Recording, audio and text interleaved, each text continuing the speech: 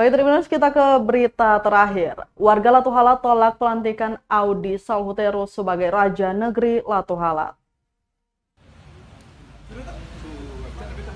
Usai dari Balai Kota, warga negeri Latu Halad, Kecamatan Nusaniwe melanjutkan aspirasi mereka untuk menolak rencana pelantikan Audy Salhuteru sebagai Raja Negeri Latu Halad.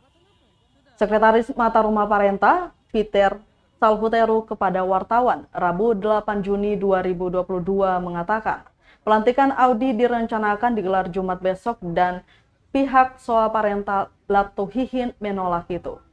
Kata Peter, sesuai aturan ada turun-temurun di Latu Halad, seorang yang ditunjuk sebagai raja harus mendapatkan rekomendasi dari Soa Parentah Latu Hihin.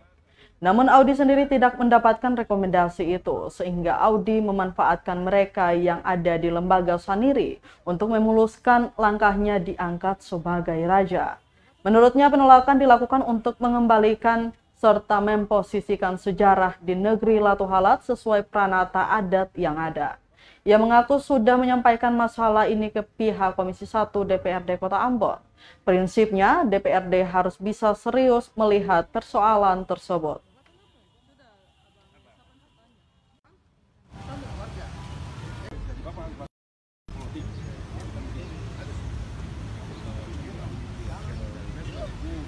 Nanti maka di Latu Halad itu akan terjadi korban, malah bisa jadi pembunuhan karena kami berusaha dengan yang jalur hukum, tapi mereka keluar dari jalur hukum.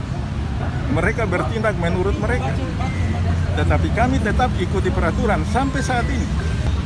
Mantan wali kota sudah punya keputusan waktu rapat besar di Marina bahwa Mata Rumah mempunyai hak untuk menentukan satu calon raja.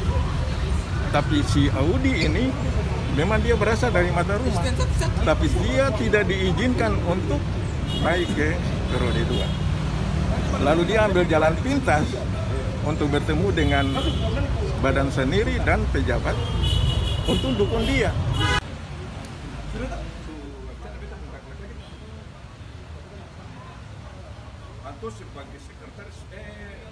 Terima kasih sudah nonton.